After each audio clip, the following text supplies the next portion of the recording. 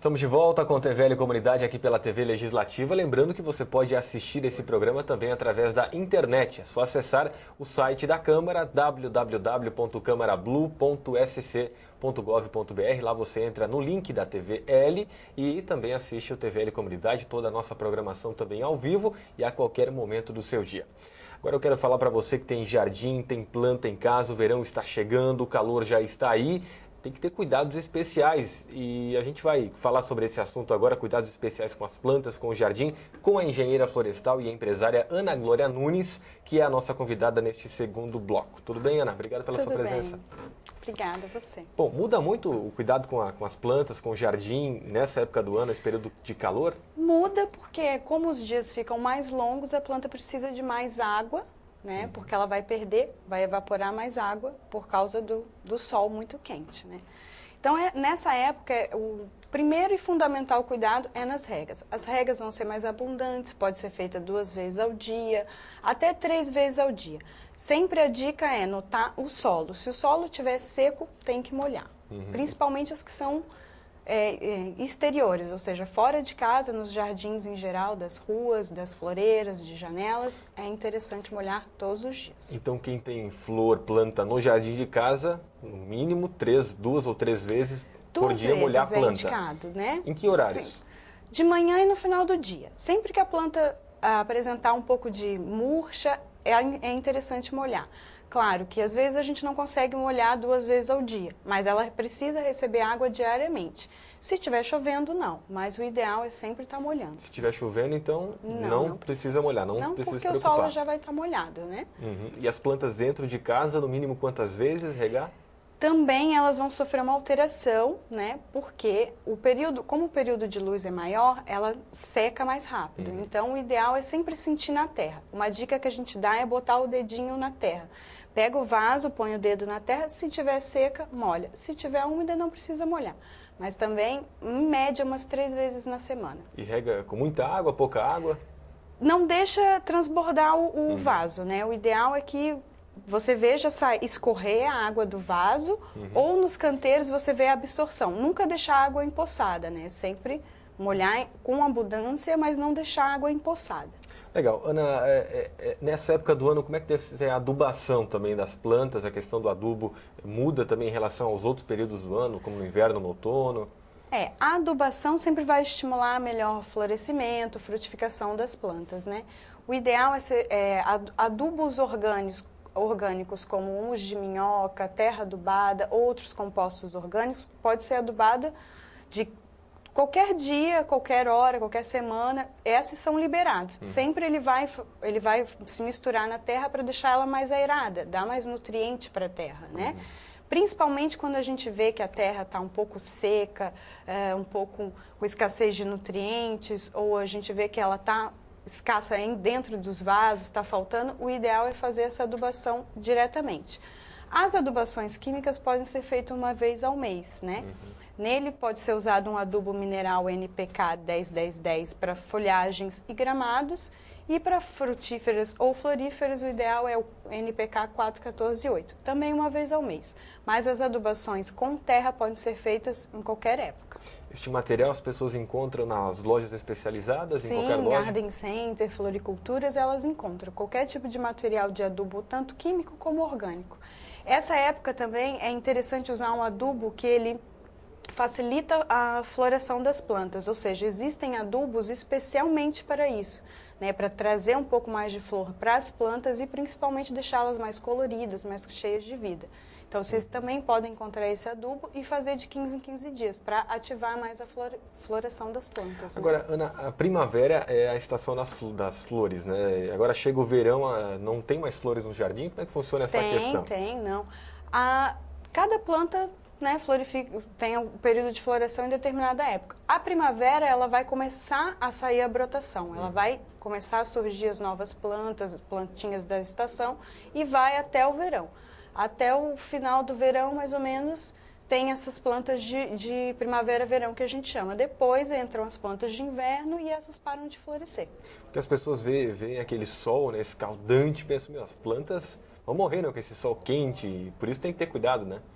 Por isso que a rega é muito importante, ela é fundamental. No cuidado ela é fundamental, o resto a natureza vai se encaminhar de trazer as plantas. E as podas, principalmente, porque não resseca facilmente os Sim, galhos, sim. as folhas? A limpeza se dá sempre que necessária, né? Folhas secas velhas, flores secas e velhas também devem ser retiradas. Retirar essas flores velhas sempre vai fazer com que a planta tenha mais disponibilidade de nutrientes para trazer flores novas, né? Ela não vai estar não vai estar gastando energia de manter aquelas folhas e flores, né, velhas. É importante lembrar que essa época também há muita possibilidade de vir fungos e bactérias pelo excesso de água. Então, essa limpeza também facilita, ou melhor, faz com que esses fungos não se proliferem tão rapidamente, né? Então, se faz muito importante a limpeza das plantas em geral.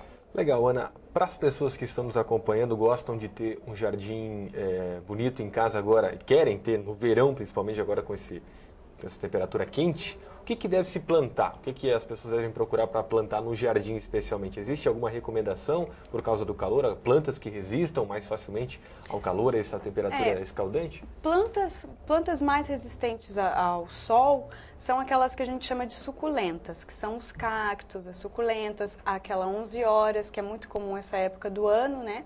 Ela por ser uma plantinha mais suculenta, ela não precisa ser tão regada, então ela aguenta mais exposição no sol. Tem outras plantas também de verão, que são as sálvias, os tagetes, os cravos, as cravinas. Todas elas são plantas de verão. Essa época a disponibilidade de plantas em floriculturas é enorme, né?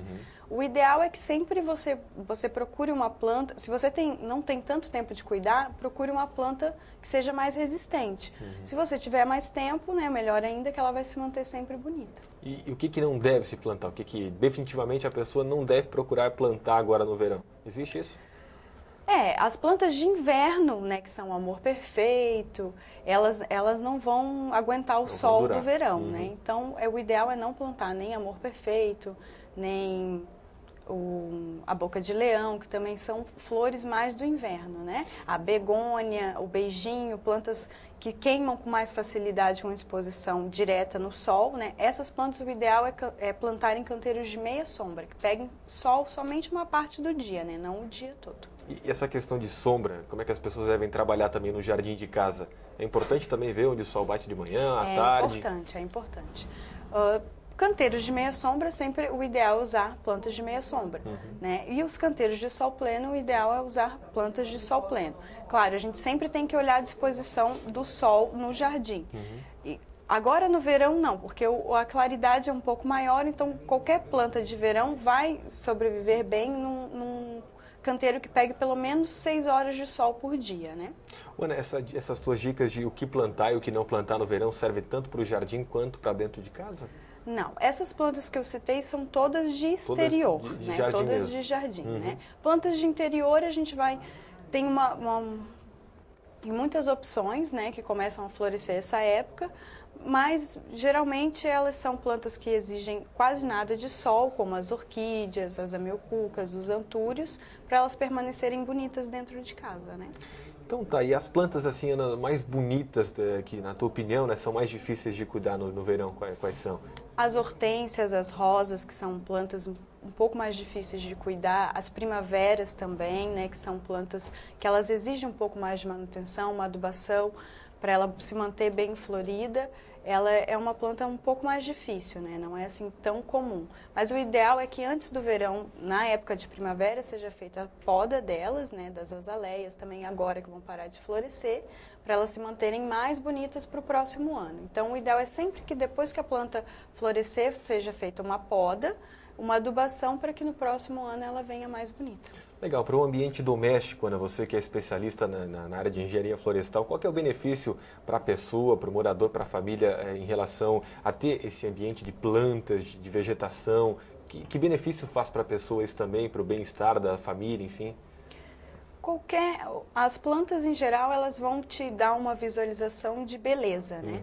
de vida, de alegria. Isso já faz com que aquele dia a dia cansativo torne um pouco mais prazeroso, principalmente o pessoal que trabalha em escritório. O ideal é sempre ter uma plantinha do lado para você despertar. É como um porta-retrato, né? Você vai olhar, vai te tirar um pouco a atenção e vai te dar um ar mais de vida, né? As plantas, em geral, sempre vão trazer benefícios, tanto exteriormente como interiormente, né? Legal. Que planta que é recomendável para ter no escritório, por exemplo, para não atrapalhar também, né, o dia a dia no trabalho? As palmeiras ráfias, as amilcucas, elas são todas plantas super resistentes a interior, né? E elas mantêm um ambiente bonito e exigem pouco cuidado. Isso faz com que você possa ter esse pedacinho de verde dentro do escritório, do ambiente né? de trabalho, né? Bacana, né? Para fechar, então, as tuas últimas dicas para quem quer ter um bonito jardim, ter plantas dentro de casa nesse período de verão e também para que elas fiquem bonitas, para que realmente tenha tudo dentro dos conformes agora nesse período de calor.